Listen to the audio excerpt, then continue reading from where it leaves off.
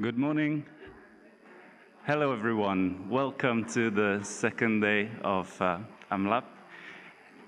Nice to see you back. It's an absolute pleasure, real big pleasure for me to introduce the next plenary. It's Professor Guillaume Thierry, a trailblazer in cognitive neuroscience. His work is on how the human brain crystallizes knowledge and builds meaningful representations from multiple aspects of sensory input.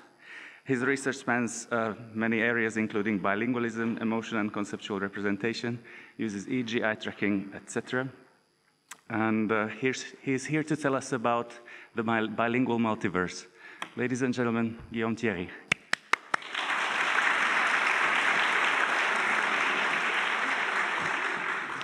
Thank you very much for the kind introduction, Norbert. Thank you for inviting me, Jan, and the organizing committee for this AMLaP conference. It's a real pleasure to be here. This is, for me, it's a very special conference. I've attended it 4 or 5 times. I couldn't work it out exactly because my memory fades away after 10 years back. And I've always been extremely impressed. It's a high place for rigor and deep understanding of language mechanisms. And I've always been admiring the level of operation or discussions that we see in this conference. So I'm really honored to be here today. Okay, without further ado, I'm going to tell you about what I would call the bilingual multiverse. It sounds like a bit of a catch, a catch title. I wanted to make sure you would come at 9 a.m. in the morning to attend the talk. But actually, it's not just a catchphrase. The bilingual multiverse is actually a reality. It's a real thing. I believe, and this is what I'm trying to convince you of in this talk, that we see the world differently in different languages. And it's still something that is highly controversial. Some of you might think that it's just a done deal. It's obvious, especially if you are a bilingual yourself, and if you've done some introspection or some serious research about that. But other people just feel that doesn't make any sense. Meaning is one, and it doesn't matter which way you access it. And so I'm going to show you some real-time effects of language operation on categorical perception and abstract conceptualization. Language of operation, what I mean by that is the term I've used to distinguish from language as a phenomenon, as a mechanism, as a system, and languages that is operating in different types of languages or different variants of language. So I think most of us, I would hope so, would agree that language emerges from neural activity in the brain. And if there is anyone who disagrees with that, I'm sorry, I'm not speaking to you today. You can just go onto your computer or perhaps go get coffee somewhere else. And I don't mean this in a bad way, it's just that we disagree fundamentally. Then the second line already becomes a bit more controversial, that it is not encapsulated. And this, I was brought up, if you want, when I was a PhD student, in the tradition of transparency hypothesis, a modularity hypothesis, the idea that the brain is, or the mind, I should say, is structured in components, modules, that can operate semi-autonomously from one another. And that's a very elegant or very interesting idea, especially to understand how patience functions and what happens when people have lesions in their brain, and some cognitive functions are disrupted, but others function still okay. But as much as it is useful, it's probably not actually realistic and true. And language representations are embodied like any other cognitive representation. In fact, the whole of cognition, human cognition, is embodied. It's not like we have a choice. Did you notice that we inhabit a body and that this body interacts with the world? How else would we get information from the world? How else would we build a system of symbols and the communication if it's not using our interface with the world, that is the body, effectively? So that's, I think, a claim that is not controversial. Language develops from experiences in the natural world, and language forms interact with all kinds of other mental representations. That's what we can agree on in theory. The problem is to demonstrate that. It's actually really difficult. So I've just said that. It is obvious that language is built upon perception and not verbal cognition. I've not said that exactly. I've said that in theory. Now I'm telling you more in terms of results or observations, perception, emotion, cognition, shape, language forms, and use. That's called embodiment or grounding. And if some of you were at Penny Pexman's talk, it was yesterday, it was the day before, it was the day before, sorry. It was, it should be on YouTube because apparently we're being recorded. You have a fantastic array of demonstration of all the facets, all the dimensions of body-world interactions that actually build these representations. So I'm going to give you some examples of that. And I'm just giving you some flashcards here of results that we've obtained in that field. I'm being very selective here because this is not the main goal of my talk, as you will see in a minute. What I want to show you is that this grounding thing starts absolutely on day one, like day one. So this is a study we did in FNIAS with colleagues in China, where we tested babies on the day of birth. That is, they were exposed to vowels played forward and backwards for 5 hours after being born. And they were tested just before exposure, just after, and after consolidation. And what is absolutely remarkable is that their brain developed an affinity to this vowel that they could not. This vowel contrast is forward, backward, O, so it's extremely difficult even for adults to detect. So they definitely were not able to detect it at birth. But after only 5 hours exposure, they were showing signs, and after 12 hours of consolidation, it was established. So they can learn this on day one. This is grounding for you. Direct exposure transfers into language representations. And it actually activated, through functional connectivity analysis, we found that it was actually left lateralized, very strongly left lateralized on the day of birth.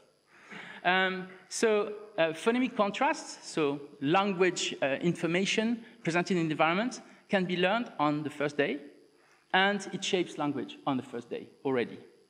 That is, perception impacts language, as I was mentioning before. It's kind of obvious, but it's always nice to see how fast and how early it happens and how the mechanism operates. What we have also seen in our history of research is that emotion influences language processing.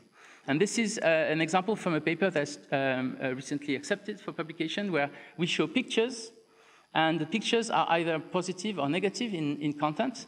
As you can see here, this is a kind of negative picture, quite evocative, and this one looks like quite happy and fun. And what we show is, after this picture, we show 2 words in a series, one after the other, and these words are either related through L1 Chinese. That is, when you translate these words in Chinese, they share a character in their Chinese translation. And so some of them are related, finance, metal, grammar, and umbrella, and some of them are not related. And what you see is that after a negative picture, for some incredible reason that I'm not going to bore you, you have to read the papers, the relationship between the words there's no priming. So ERPs show you that the priming is cancelled. That is, bilinguals do not access L1, their native language, when they are exposed to negative information. But for the positive pictures, no problem. They access L1, and we see the expected priming from access to L1. It means that the brain switches off access to its L1, to the native words, when it is exposed to negative information, meaning that language processing is modulated by emotion. Okay, so that's my point here. Emotion affects language, and I think that's just one snapshot image of that. And then the third, oh yeah, and big news, that's a mistake. I'm sorry about that. I'm just going to remove this for now. Let's go back to it. Okay.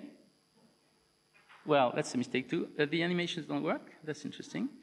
Okay, I'll just remove that as well. Sorry, Pulum. Maybe I'll put it back. Okay, so, and then I'm not going to give you some data points here because it's just too vast. And actually, a huge corpus of studies have been done showing that. So moving on to concepts, of course, concepts shapes language. And there might be a debate about this, but I can open it to you if you want to discuss it later. When we need to refine concepts, when we need to address or to talk about things that are specific, where the distinctions are very small or very discrete, You need to use language to do that, and you need to invent new words or use new words, words that have been developed for the purpose of that. Therefore, concepts build language, because if you have a distinction to make, you want the words that actually go with it. It makes sense. And I just put, of course, this is what the joke was about, but the animation didn't work, except if it's about snow. I don't know if you've read Jeff Pullum's The Great Eskimo Hoax, the famous paper that he wrote in 1991.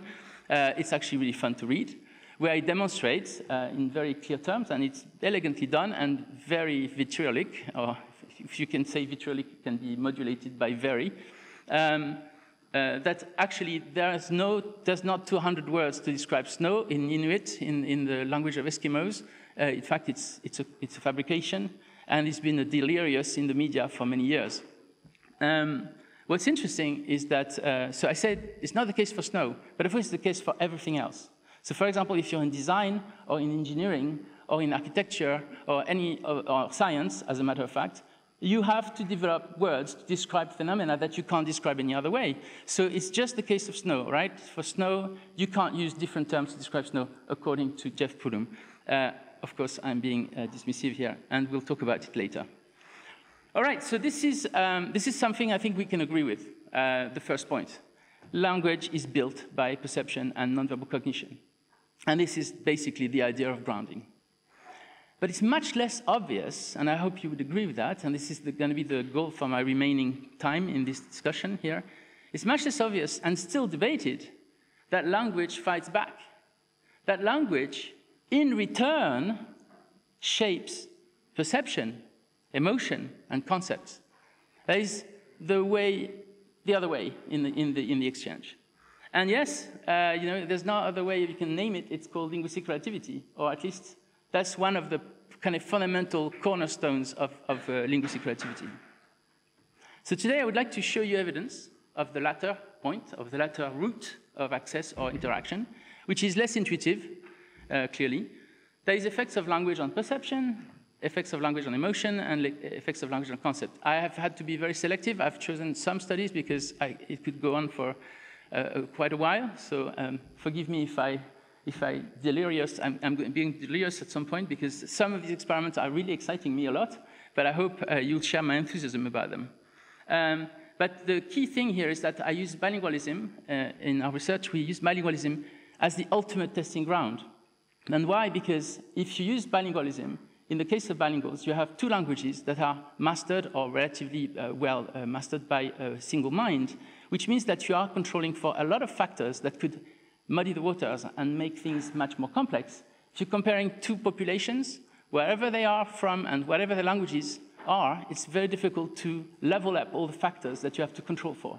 If you're using a bilingual and they are tested in one language and in the other, and you have rotated your condition properly, you have almost like a perfect test of equivalence. You have controlled for a lot of factors that are very difficult to control for in science. So that's why it's very powerful to use people who actually know two languages. Of course, there are problems, because in bilinguals, interactions between the two languages have been going on for a long while, and therefore it also shapes their cognitive structure. It's not going to be the same as comparing two people who only have one language. So how do we approach this? Do we introspect? Do we ask participants? We tell them, do you feel that blues are different in your language compared to somebody else who would have only one term for blue, if you happen to have two? For example, halasio and ble in Greek. So if you ask them, even if they're bilingual, they will really struggle. Tell you, are you joking? Do you think I actually see the blues differently when I speak Greek and when I speak English? And you might want to go on the discussion and say, well, just try to imagine it. Yeah, do you think you can see that the discussions aren't going to go very far? And this is why we have experiments. You could have endless philosophical debate, no data, no evidence, no consensus. You're not going to go very far. The next thing you can do is study language structure and the usage of language. But then the problem is you don't have access to perception, because when you study language, you see variations that language offer and the distinctions it makes, but it doesn't tell you anything about perception at the biological level, at the physiological level, how the brain perceives things. And so it's I would call it an idiosyncratic speculation, because you're just on the loop. you're talking is an effect of language on language. You're within the language loop here. So we have to get out of it. Of course, we can test people, and we can do different things. We can do overt language manipulation. We can tell them, OK, so I'm going to ask you to do this task in one language and ask this to do this task in another language. The problem is that if you are looking at the source of the effect in the language itself, you are basically, again, in the language on language effect loop. You can't get out, because you are not testing the effect of language on things that are external to the process, to the context. So you can manipulate the context, but you can't really measure language. That's the problem, the conundrum we are facing. So then I would argue that what we need is to involve non-verbal factors. So what you really want to show is that the manipulation of language context, or language of operation, as I mentioned before, can change the way you operate on non-verbal entities, non-verbal representations. Because if you show that, you have shown a proper interaction between language as a structure, as a form, as a construct, and other types of cognition. And you need to measure unconscious processing. And the reason is that the minute you ask the person what they're doing, if they know what's going on, they can profoundly modify the results, influence them simply because they are metacognitively interfering with the cognitive process at work. All right, so without further ado, let's get going. Okay, so there's three parts to this talk. It's really easy, hopefully. It's a bit heavy or dense, but it's clearly structured. You have language influence perception, language influence emotion, and language influence concepts. So looking at language influence perception, I've chosen a couple of studies. So the idea is to show you how words drive categorical perception and attention to perceptual contrast. That is linguistic relativity, almost like as hard as you can get it. It's in collaboration with Panos Athanasopoulos, Bastian Poutanné, and Aina Casaponsa. So first, I'd like to very quickly introduce the visual mismatch negativity. I'd like to know how many of you, if you don't mind saying it, how many of you have never heard of this, the visual mismatch negativity? Can you put your hand up? OK, so about 10, 15 people. So I'm going to very quickly go over this. Hopefully, you can get the idea. But for the others, I hope it will just serve as a little reminder. So it's very important to understand the measure we're taking because, and I keep saying that to all my colleagues and my students, we can't afford to just do an experiment, not really understanding deeply what a measure means, because how do we interpret the results, right? So here, this is an ERP measure. So ERPs are electrical activities of the brain that are measured on the scalp, and they are averaged over a number of trials for each condition. And the idea is basically they're super reaction times. And I don't think this is a downgrade. I have absolutely no problem with the reaction times and error rates. They are a fantastic measure, and I think I don't need to convince this audience in particular. I mean, they are the most amazing measure that you can get, and they can deliver really good insights on unconscious processing. However, what's interesting with ERPs is that you have this kind of reaction time, instant reaction time, at every point of the way. From the moment the stimulus is presented all the way to the end of the processes, you have a vision or an image of what's happening, or at least some differences and some steps in the process. So visual mismatch negativity is a bit of a wonder. In fact, it's probably one of the most fabulous things that have ever been found in ERPs. And the idea is that if you show an event that is repeated regularly, you will get an ERP produced by the visual system, which is located, which is mostly recorded by electrodes at the back of the head on the parieto-occipital region. And so that's the white line I just showed you. It's an ERP. But if you have, from time to time, an event that is different, like, for example, the red dot that you saw flashed a couple of times, what you get is a different response. And when you average all these responses together, you get a difference, and that difference occurs between 100 and 250 milliseconds in adults in the visual domain for a stimulus like this. And that is an automatic, it's really important to understand that, it's an automatic pre-attentive response of the brain. The participant can't do anything. They can't actually actively reduce that. They can't. By the way, they don't need to pay attention. They can be, even though it's a visual thing, they can be listening to whatever audiobook you want. They can be doing, as long as they can see and they can see it on the screen, it's going to happen. And that's because the brain is autonomous here. The visual system is just picking up on variabilities, contingencies in the environment. And it doesn't matter whether you're paying attention or not, which means that it's a fantastic measure. It's an unconscious measure of attention grabbing or if you want, capture of stimulus differences in the absence of attention, or at least not requiring attention.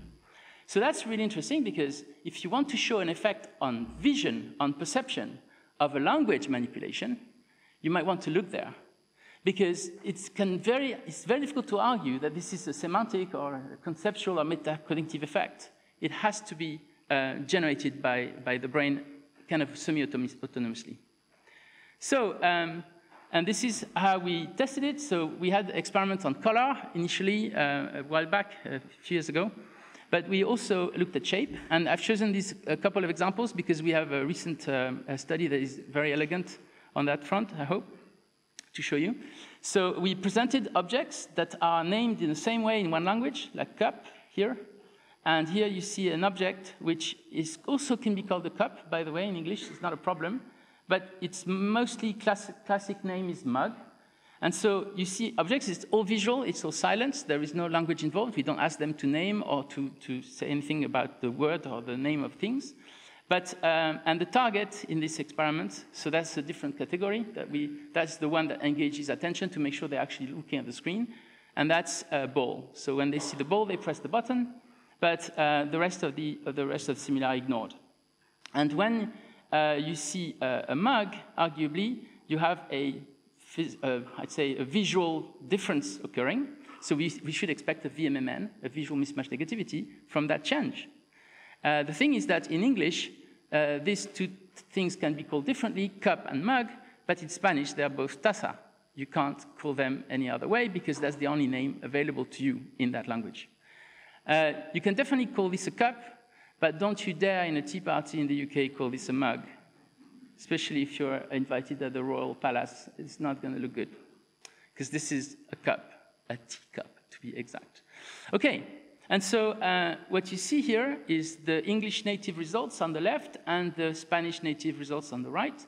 The English natives show for that contrast between the cup and the mug, that is the deviant, the rare stimulus. What you see is that it shows a bigger VMMN, and it's significant exactly in the window, on the topography, and in the direction where we expect it. So it's basically a signature MMN or VMMN. And in Spanish, you don't get it. In Spanish bilinguals, you don't get it. So, well, Spanish natives. So what it shows you, and in fact, I shouldn't say bilinguals because these ones are Spanish natives that have very poor proficiency in English on purpose, because we don't want them to have confusion with cup and mug.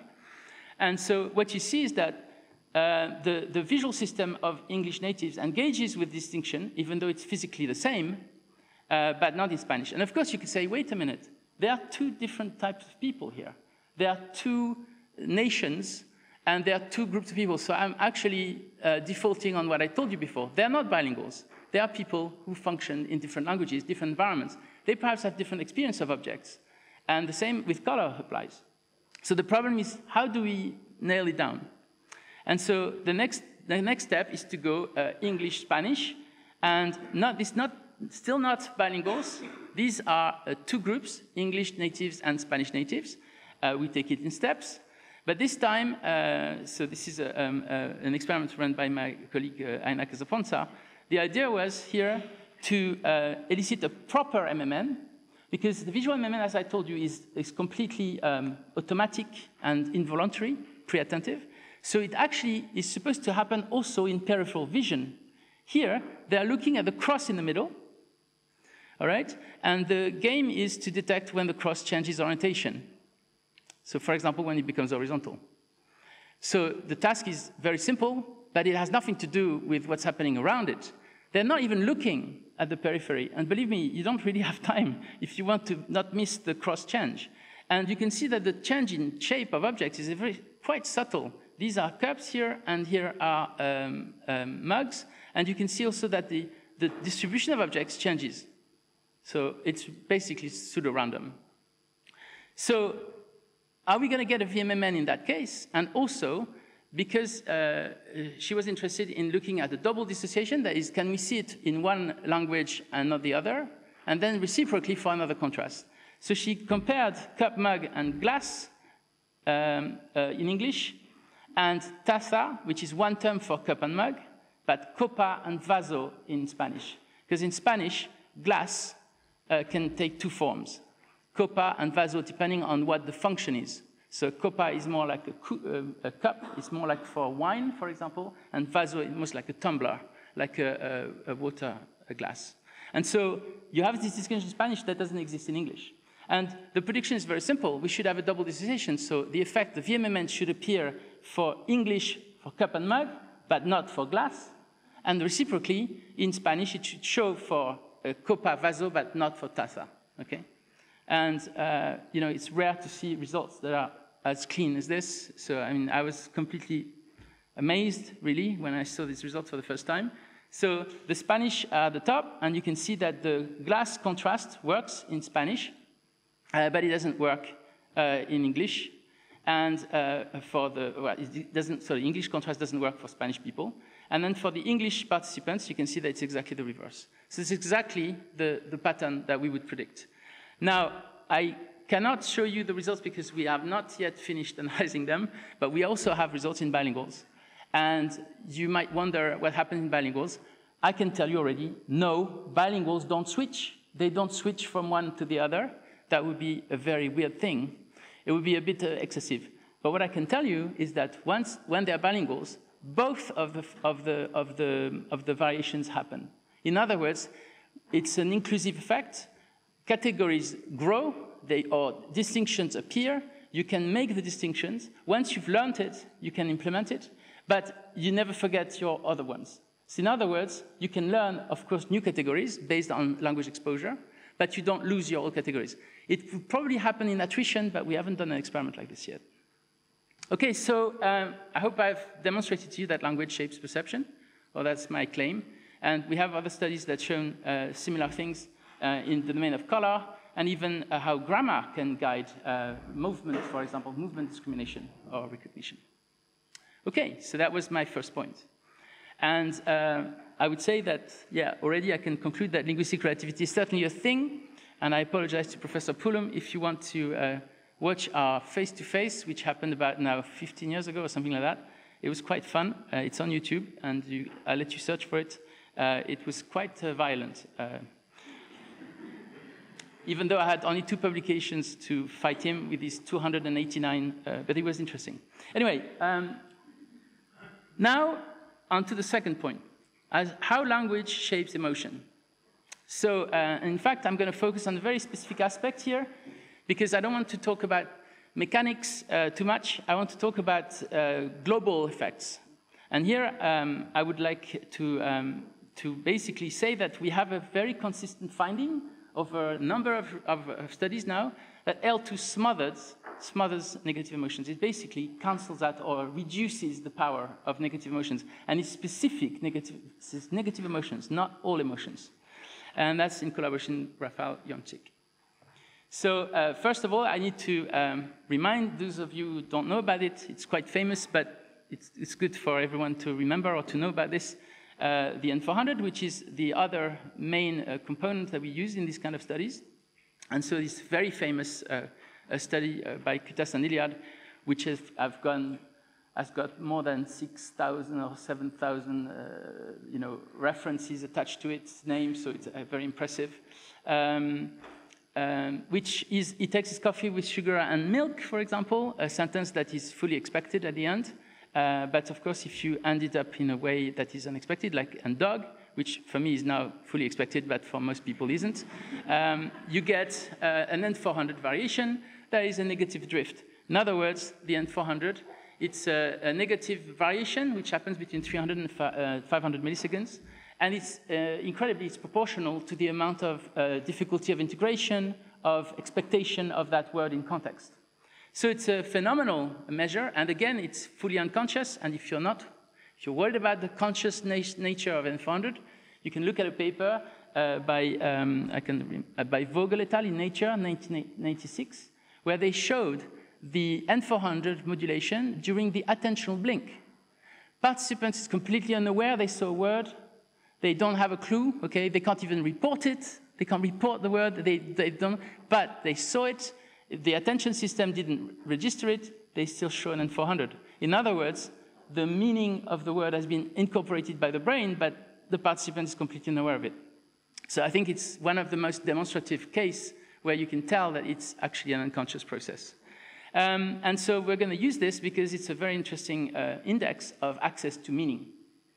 And here I'm just presenting a couple of studies. We've shown that if you present a sentence like their honeymoon in gorgeous Paris was romantic, which is kind of easily expected, note that the subtlety about this experiment, which I really like, is that instead of having all the blow of the if you want, of the attention effect or the focus on the last word only, we actually build up the context in this experiment. So we actually boosted the emotional power because the whole sentence was emotional. So your honeymoon, gorgeous, you know, accidentally boiling water doesn't sound good. And so you can see that during the reading of the sentence, you already build up an emotional context rather than having suddenly the surprise effect with the last word. And so the honeymoon in gorgeous Paris was romantic or burnt, arguably a completely unexpected ending and negative. And she accidentally poured boiling water on herself, over herself, and was burnt. Romantic, as you can see, it's a fully rotated design. All the words are presented in all the conditions. So, and all the sentence starters are presented in all the conditions. So you have a fully rotated design. You can't have an effect of individual items on the result. And we tested this in Polish English bilinguals, in their L1 Polish and in their L2 English. And what you see here is, I've done my best to recover this figure, which was a bit lost, the original, but anyway, that's the idea. And you have to trust me that I drew on the right line, but I think I did. We can check with Yanjing later, with Rafael later. And so what you see here is that you have L1, if you just focus on the black and the red lines, which are L1 Polish negative and L2 English negative, so the most important conditions, you see that overall, irrespective of the level of expectation of the words, you have an incredible reduction of about 1 microvolt. It's a very big reduction for the N400 for the negative word in English. In other words, Polish English bilinguals do not process a negative word to the same depth as the equivalent word in their L1 Polish. And the question is why? We have replicated this 3 or 4 times now, so we are pretty confident that it's true. And it's completely counterintuitive because it's their second language. And when you process a word in a second language, you should generate a bigger N400 because it's more difficult for you to do that. And we have found that in other studies. So this is almost the opposite, and it's replicated. So we think that we know why. We have a good reason to think why. It's because we have evidence from other studies that L1, I've told you before, is blocked when L2 processing happens, is negative. So when you have a negative context, you block L1 access. Therefore, that could contribute to the blocking of some semantic representations. And we think that's the reason. But what it means overall is that the language of operation affects the way you resonate emotionally with what you read. So when you read something in English, if you're bilingual, can I just get a show of hands? How many people are native in, well, if you don't want to say that, how many people are non-native in English in this room? Okay. So I wish I could do this demonstration in a talk where people say, bilingualism, who cares about bilingualism? Well, actually, it concerns a few people. And so what it means is that when you read in English, guys, most of you do not experience the same thing as if you read in your native language. You probably have some intuitive notion of that, but here we have it on paper. We have it demonstrated by brain activity.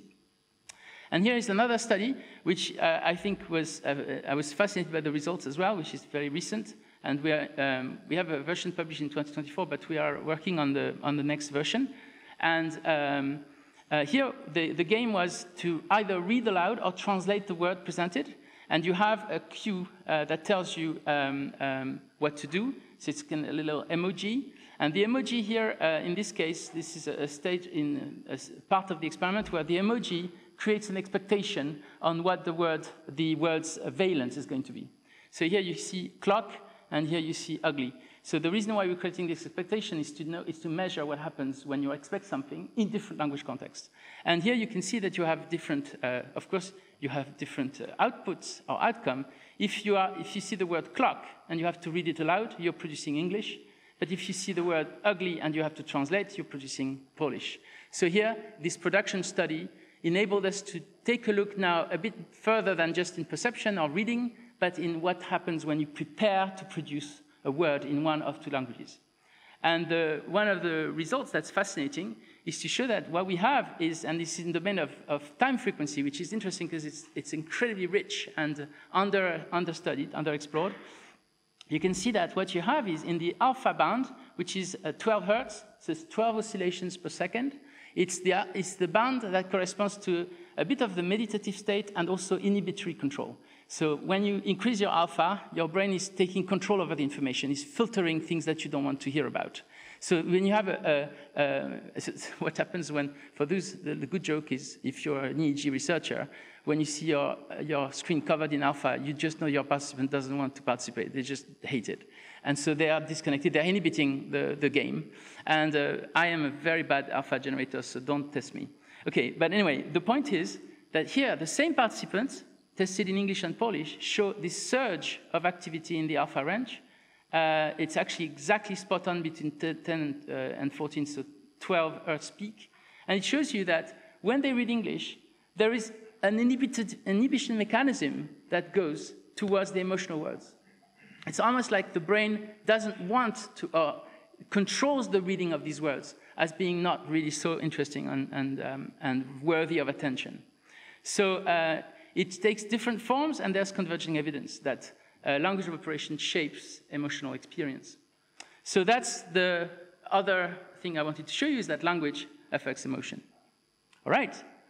And now, a much bigger beast, I'm afraid, because that is a far more complex story, is how language affects concepts.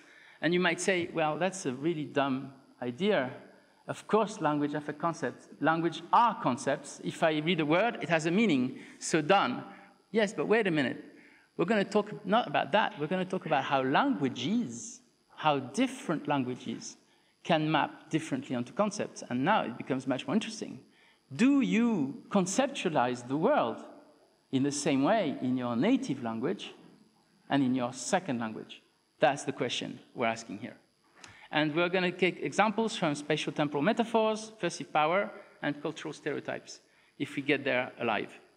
And this work in collaboration with Yang Li, Gary Oppenheim, sorry. I always say Oppenheimer is just carried forward. It's not yet. Oppenheim, Aina Casafonsa, Yufeng Wei, who's in the audience and presented our poster yesterday, Jiehui Hu, Shan Gao, and Wenyu Zhang. Time.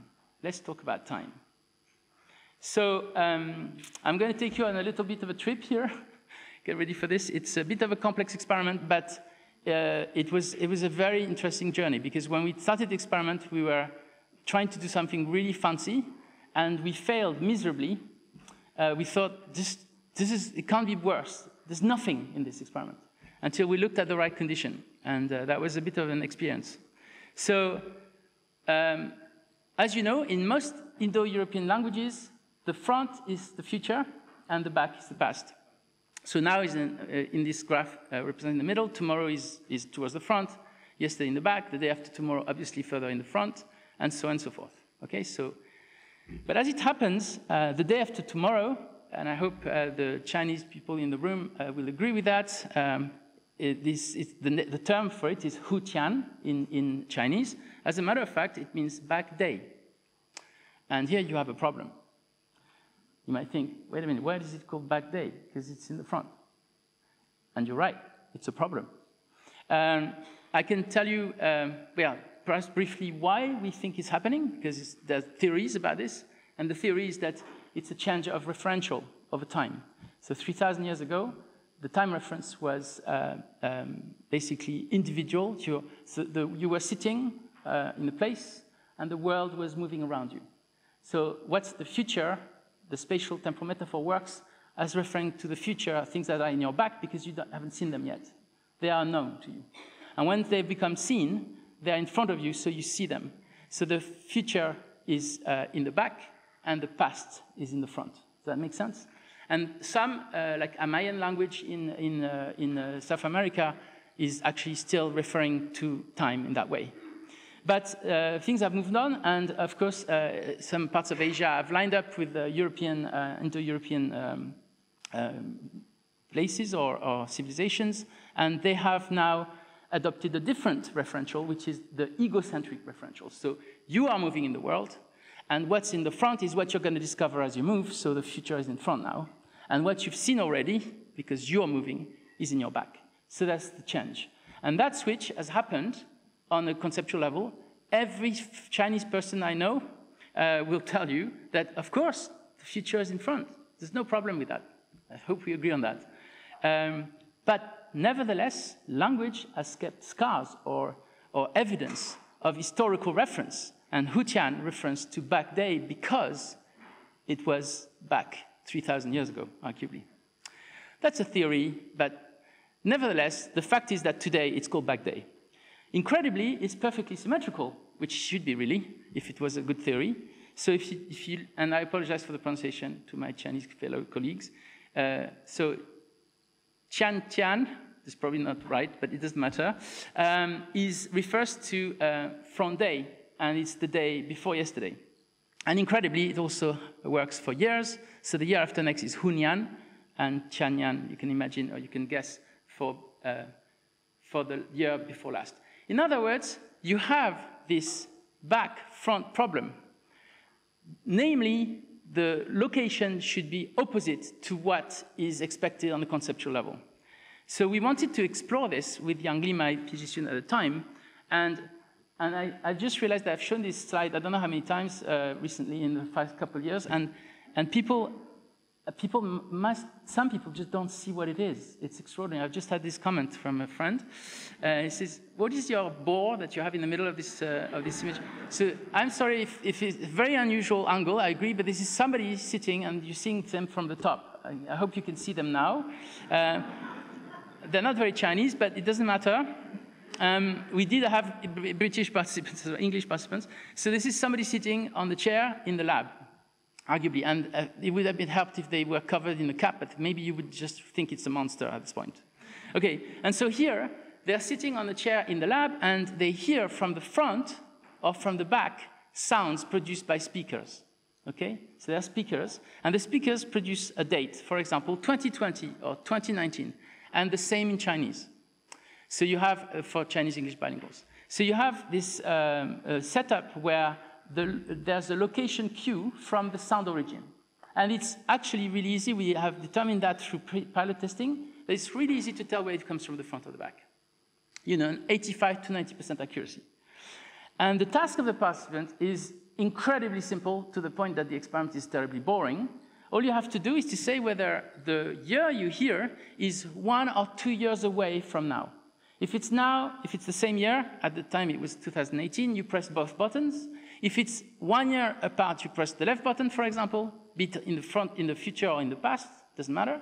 And if it's 2 years away, in the front, in the future, or in the past, you press another button. Understood the experiment? 98, 99% accuracy. You know, no problem. It's the easiest thing you can do. It's pure maths, no problem. However, there is a subtlety here. Sometimes we present dates that refer to the future in the front of the participants, sometimes in the back. We don't ask them to report that. They're completely ignoring it. We know that they can locate it, but they're ignoring it, okay? What we want to know is what happens when we present 2020, a date that refers the day after next, in the front of the participants, because in theory, that conflicts in Chinese with their spatial temporal metaphor for 5 minutes. Wow, that's going to be interesting. Okay, so let's just move on to the results. I think you got the gist of it, hopefully, and if not, I can talk about it afterwards. So,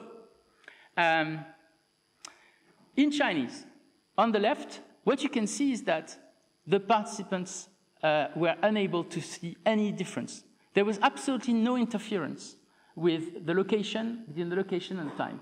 In fact, we were very disappointed by this because we were expecting that when they hear a future date, whatever it is, in the front versus the back, irrespective of the metaphors, we would have an interference effect. If it's the future, it should be in the front. So we were hoping to find this interference. We didn't find it in Chinese participants. We didn't find it in British participants, in English. So we thought the experiment failed. There was a control condition. It failed. And so Yang, my PhD student at the time, was a bit depressed because it was a huge amount of work. Because I didn't tell you that this is where it gets really crazy.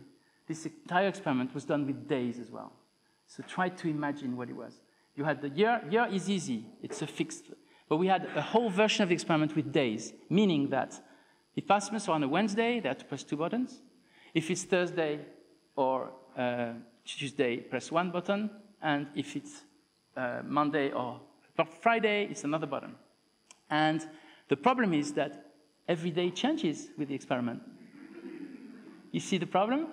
I thought she was going to go completely mad. And I can't believe she, it's really a testimony to Yang because she managed to do this perfectly. There was never an error. Every time she got the days right, you have to code the experiment according to the days every single day. It's just a bit of a nightmare. Anyway, the experiment, what I show you is the results for years, and it's exactly the same for days. The exact same results, so there's absolutely no difference. So in Chinese, nothing. In English, in British participants, control participants, nothing. At this point, she was giving up, and she's thinking like, wow, that was a lot of work for nothing. And I said, we might want just to look at Chinese participants in English. You never know. And like, well, yeah, sure, we're going to do it. We look at the results, and here it is. In English, Chinese-English bilinguals show a negativity that peaks at 700 milliseconds. And you think, well, wait a minute, that's not an N400, because I know the N400, you can't nudge it. You just don't move it. It peaks at 400. Believe me, it's really hard to nudge it. So, but I said, well, yeah, but wait a minute. What are we presenting? 2020. We were very aware that the critical part of the date was in the second half of the word, 2020. Okay? It doesn't start at the beginning, 2018, 2019, and on top of that, we cross-spliced the stimuli. The 20 part was identical, physically identical across stimuli. So you had to delay. You delay by what? By exactly 250 milliseconds, the duration of 20. In other words, the experiment is working. But what the heck? They're being tested in English, and they show the effect. What's going on? No effect of forward, backwards, future, past. However, for the day after tomorrow or the day before yesterday, full effect. It was found both ways, completely symmetrical, depending on which contingency you look at. The past in the back and the front in the etc. And it was found for days. 4 times the same result, exactly the same pattern. No randomness. It's happening. But what's happening? Well, what's happening is that L2 English in bilinguals prompts access to spatial temporal metaphors of L1 of Chinese, but in Chinese, they don't. And there is a good reason for that we explain in the paper. It makes complete sense. Chinese people you don't need to explain to them what day 1 and day 2 and day 3 are in Chinese or what the date is. They don't need translation. But when they hear English, they are activating translation equivalents in Chinese, and part of that is spatial temporal metaphors. So they're accessing it through access to L1. And it makes complete sense why this is happening. But it's phenomenal because it shows us the mechanics of access to concepts in L2. Okay, so I want to leave 5 minutes for questions. I think I'm going to make it. Perceived power. So here, for those who've seen Yufen's poster yesterday, it will be a bit of a repeat, but indulge me. I want to share with you these exciting results. So what she's done is, and if you want, you can step in and present it, but we don't have the time. So you allow me to do it as well as I can. And so the idea is we sat a participant, and this time, instead of presenting things from front or the back, we presented them from above and below. And the idea was to see if we could detect an incongruency effect, so embodiment effects of perceived power. Perceived power, what is it? For example, there are words that carry a lot of power in theory, or in terms of abstract power, like, for example, a king or an emperor or a president or a CEO or whatever. And then other words that carry very little power, or actually the opposite, like servant, employee, and assistant. And so the idea was, is there a compatibility effect for participants when they have to report the location of a sound when the sound, the word that's described, carries a reference to power? And what you see here in this result, which is with the RPs, is that in Chinese participants doing the experiment in Chinese, you see an expected congruency effect. There is more negativity, and this is not the best analysis, but anyway, this was my suggestion, so you can't blame WIFEN for that. But we wanted to keep very strictly to the N400 kind of conundrum, but actually, to be honest, phonology, well, in terms of sound, the N400 window should be much wider, but you can see that we didn't cheat because the window carries on, so the N400 effect carries on. So the incongruency effect is stronger in Chinese, and in fact, it's not significant in English. So we thought we have evidence for a differential embodiment of perceived power between L1 and L2. That is the difference between Chinese and English. But then the surprise came when we looked at the British participant tested in English, and we didn't find the effect. There's no congruency effect in fact, they're very similar across two groups of participants. We didn't see the incongruency effect. And so we thought maybe there is a contribution of culture. Maybe in English culture, there is no such hierarchy of superiority of the powerful, whereas in Chinese culture, this is much stronger, much more strongly represented, and this is why it comes through in Chinese. And so we left that question open and moved on to a different way of capturing embodiment effects by using size, because size is a very simple thing, arguably, and it's also physically embodied. So when I present the word king in big fonts, large scale, or small, compared to servant, for example. As a matter of fact, in this experiment, we didn't use the weak words for reasons that you can read in the papers, because it's very complicated. When you set two categories like this so sharply in contrast to one another, you get congruency effects that are driven by the contingency of the relationship between the words, whereas what we wanted to know is purely semantics. So we looked at king, for example, and we looked at location words, like sky and ground, in comparison. Actually, no, in that study, it was even objects that have got no location association with them. I'm correct? Just in time, okay. And so this is what we found. We found that the Chinese-English bilinguals showed a congruency effect this time. So the red line shows you what happens when the size of the word is incongruent with the meaning, okay, in terms of power. So if you have king, for example, presented in small font, it will generate a bigger N400 than if you show king in big fonts.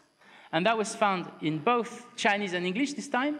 So this is more generalizable across languages. And it was found, thank God, in native English speakers, so it works. In other words, you see that the concept is embodied, but you also see variations in the way these concepts are embodied across languages. And that, famously in this experiment, was correlated with proficiency. That is, if you're more proficient in L2, you have better embodiment. So language, of course, constrained concepts. And this is the idea that embodiment of abstract concept varies across languages. And finally, got 1 minute, it's going to be tough. Culture.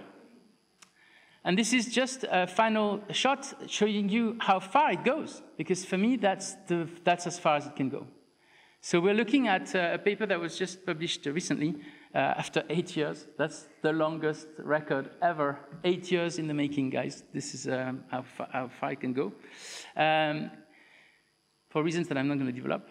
And so here we have an experiment where we show cultural content, and we want to see if participants are going to process this content in the same way when it's presented in L1, Chinese, or in L2, English. So after giving birth, the new mother wanted to have a rest. I think everybody would agree that it's a good idea. But if you say a carrot, you get a by-the-book N400 effect, right? Because, I mean, like, why would you want a carrot after giving birth? That doesn't make any sense. So you're going to get a massive N400, and everybody's going to get it. And it doesn't, in theory, it doesn't depend on the language. It's just an aberration. Aberrations are supposed to generate N400s. And by the way, just to kill the suspense right away, this is exactly what you find. You can see here that whether it's bilinguals in Chinese or in English or native speakers of English, you can find an N400 for all groups in all conditions. So clearly, they see the aberration, and it's almost like a perfect replication across the board. But the question is, what happens if you complete the sentence with something that is culturally acceptable in one culture and not in another? So for example, after giving birth, the new mother wanted to have a shower. That is completely acceptable in British culture. Don't say that in Chinese settings because you're going to shock everyone. The mother needs to go in a state of confinement for a week at least, sometimes a month. And you might say, this is horrible. This is shocking if you are British. And you may be very wrong, because that enables the mother to create a link with the child on a chemical level, which is something that we've completely lost. As mammals, we need to relate to our offspring on a chemical level. And by washing, we're just destroying that link. And the Chinese traditionally preserve this. And there are some studies, very good studies, that show that 2-3 years down the line, the mother doesn't need to use as much authority with their child when they've been through confinement. So think about it. Anyway, that's a parenthesis that I closed, but admirable thing. And if you say chicken soup at the end, well, you might absolutely not shock the Chinese, because this is the traditional drink that's served to a new mother to re-energize her, because it's full of vitamins and energy. However, if you offer a chicken soup to a British mother after she's given birth, she's going to say, this hospital is really weird. The idea is these sentences end up in a way that is acceptable in one language and not the other. Yeah, I'm finishing. So here on the left, bilinguals in Chinese, you can see that the shower one generates the N400 because they're shocked by it, but not the chicken soup. And you have a reversal in English. And interestingly, when you look at bilinguals in English, for the first time of my career, we have canceled the N400, almost reversed it. In other words, in fact, in the last analysis of the paper, there's a bit of a reversal. It's not significant, but the interaction is. In other words, we have changed their cultural expectation. They are processing the meaning of that cultural thing that is deeply ingrained in their brain just by changing the language. If that's not an effect of language and concepts, I don't know what counts. I'm done. Thank you very much. We are recruiting. This guy is recruiting in Poznan a PhD student. I am in Bangor on accent. And finally, also consider submitting to language science, because I'm fighting tooth and nail to make this paper a good journal. So please submit to Frontiers in Language Sciences if you want. We have fantastic schemes to waive the fees if you know where to go. Okay. Thank you very much.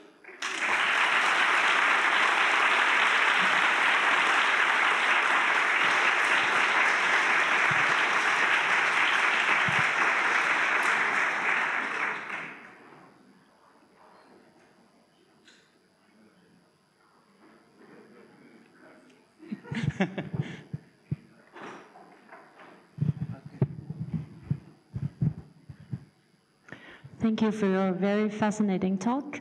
And I do have 2 questions, actually. The first one is about the baby, actually. Okay. The newborn baby. Yeah. Who may want a world record as the youngest participant. Sorry, they? I said the baby may want a world record as the youngest participant. Well, they have, but it's not just one baby. Yeah. This experiment had 21 to 23 babies per group. Yeah, that's not my question. And my question is, you said that after baby is born and you analyze some data and you found that for the first 5 hours you didn't see anything, but for then until the 12 hours you do see something, right? Yeah. Yes, and I understand it in the way that within 12 hours the baby is like a new computer, is downloading, is setting up environments, and voila, 12 hours later it's a functioning language producer. But according to my previous understanding, I thought the baby, even when it's within mom's body, it's already kind of downloading the environment, language environment. I see what you're saying. So, well, first of all, let me say this. 5 hours of exposure to stimuli, in this case, forward and backward vowels, is not enough to shape the system. We know, and from this very widely represented literature, that you need consolidation. So sleep and basically establishment, like progressive weighting of all if you want, the synapses, and the system needs to absorb and crystallize the learning. When you're fresh out of exposure, nothing has happened yet because the whole system is going to hear us. This is why we dream, this is why we learn while sleeping, this is why consolidation is so important. So the first thing is, after 5 hours, there are some signs that things are starting to move, but it's not enough. You need the consolidation, and we've actually replicated that recently in another study. But the second point that you made was that, of course, you have exposure from the parents, from the environment, and so on. These babies were not exposed to anything because they were tested on the day of birth. But all the input will come from a messy environment.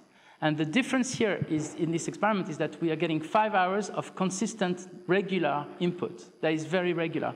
So we are fast-tracking the process of absorption of learning. In the real environment, it's going to take much longer because you need to accumulate experience over very various experiences. That will take much longer. But what is interesting here is that it's possible to get the system to register a new phoneme contrast on the first day. Thank you, thank you. Another one, a very short one, actually. I'm sorry, but you say that the language affects emotion. Yeah. L2 reduces negative emotion. Does it imply that if I read, for example, Dostoevsky, I don't know how to say that in English. Dostoevsky, yeah. Then do I experience less joy reading it because it's something really miserable, but I cannot experience that level of miserableness? Yeah. That's wonderful, but that's an intuitive, that's an individual feeling that you have. What I'm trying to do is to put some data, scientific data points on that, so to quantify it. You're absolutely right that probably positive experience in L2 is also different from L1. I mean, there's no question about that, but we're looking at atomic effects here, at single word level, or sentence, small sentence. As soon as you go to a text, I mean, it's very well known that if you read poetry in a second language, even though you understand the language, you just don't get anything like the thrill you get from reading in the first language. I mean, I've tried reading Baudelaire in second language in English. It's just, what is this? It's nothing to do with the original. Yeah. Yeah, thank you so much. We can chat over coffee. So I'm thank you for this very interesting talk. I think it was really great. I'm also happy to know that we second language speakers are shielded from the negative reviews a little bit more than our American colleagues. I want to be the reviewer too in your 8-year paper. We've all been there. But I think the way that you ended your talk was, you said, well, if this is not an effect of language onto culture, if I understood you correctly. On concepts. Yeah. On concepts, then I don't know what is. And I looked at these data and I thought, no, actually, I would think this is an effect of culture onto concepts, right? Like, I am a Chinese native speaker. I am not a Chinese, but other people are Chinese native speakers hearing something in Chinese that conforms to their cultural expectations, and they hear something in English that adheres to cultural expectations when they were exposed to English culture. Yeah. So, of course, you access these cultural expectations via language, but it's not the language itself that shapes the concept, right? It's the culture that is associated with a language. I think what you're trying to say, if I may, if I understand, is that language and culture are interlinked profoundly, and that you can't really dissociate them. So if you're operating in one language, it actually recalibrates your expectations. That's a very, that's a take on the result, and I agree with that. The problem is that we had never demonstrated this in a kind of like a direct brain source way, if you want. If you ask someone, do you really accept things better that are against your beliefs or your interest? Because you can transfer that to the moral domain now and say, do you accept things better in your second language than in your first language? And there's the foreign language effect and all these stories. And actually, this is a mechanism by which the foreign language effect can work.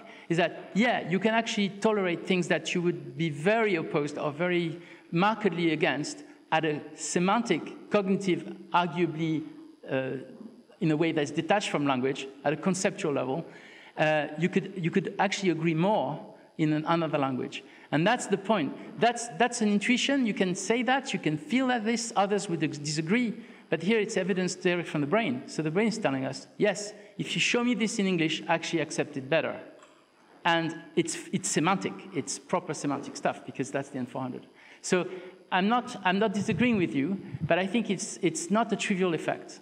It shows you that language context can shape the way you conceptualize images and ideas and yeah, abstract concept even.